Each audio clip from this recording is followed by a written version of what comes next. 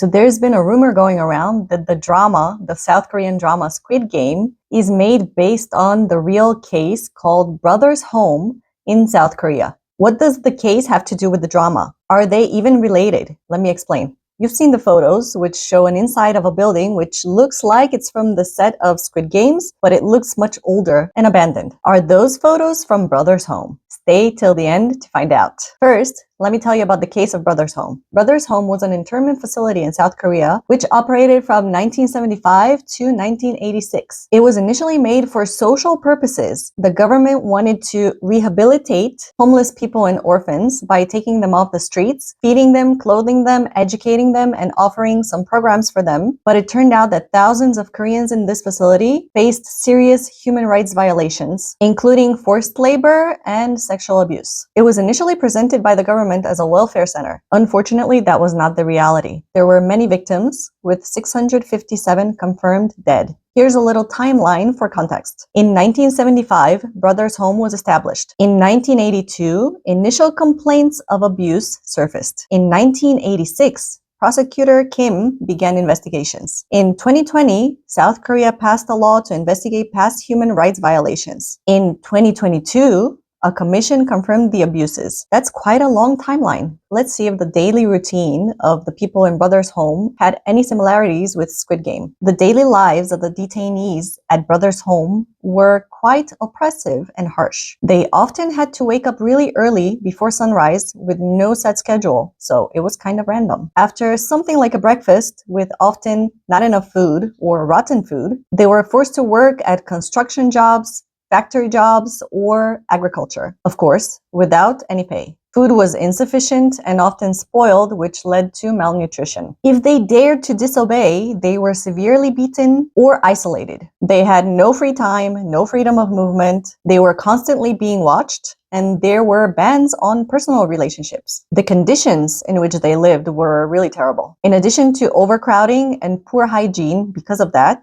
they lived in tents while the building was being built. Witnesses reported physical and sexual abuse by the staff and also in between the detainees. The atmosphere was absolute terror. People who tried to resist or escape were disappearing mysteriously. They also had something called people's courts, where those accused of breaking rules were publicly humiliated and subjected to brutal punishments to instill fear. This was done in front of everybody on purpose to control the crowd. As you can guess, this left long-lasting psychological trauma on the survivors, many of whom seek justice even till today. Were there any games or privileges for the people at Brothers Home? In short, no. Unlike modern South Korean rehabilitation centers that include many recreational activities, the focus at Brothers Home was solely on forced labor. There was really strict control. Detainees endured long hours of work without any leisure time, without any freedom, without personal relationships. They were oppressed and dehumanized. So what is the connection, if any, to the South Korean drama Squid Game? First of all, the photos are fake. Second of all, the claim that they played the same games or even any kind of games in Brothers Home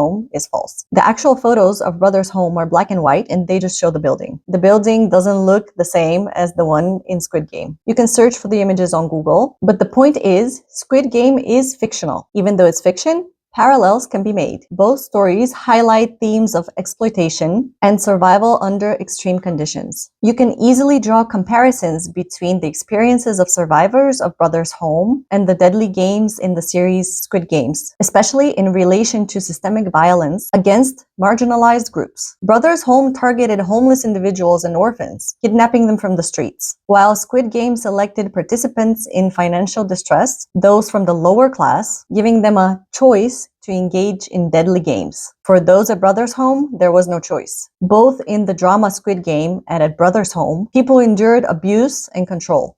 Unlike the show though, the people at Brothers Home had no option to leave and no chance to win any games. They were not in there by their own will. So what can we take away from this? I think the show Squid Game and the case Brothers Home both raise awareness, exposing societal issues around the world, not just in South Korea. Issues such as class inequality and systemic violence. Keep in mind that the case of Brothers Home happened while South Korea was under the dictatorship of Jeon Do-hwan, and while it was started with the idea to help homeless people, it quickly turned into something sinister. There was minimal oversight and unchecked violations, and also funding by the government based on how many inmates were in there. This twisted the whole system, resulting in abductions and poor treatment of the people that were supposed to get help. So although the drama is not based on this real case, the series Squid Game reflects these issues and makes us think human beings can be really evil. I'm sure most of you guys know of other cases around the world that are similar to Brothers Home. Please write them in the comments. Actually, as far as I know,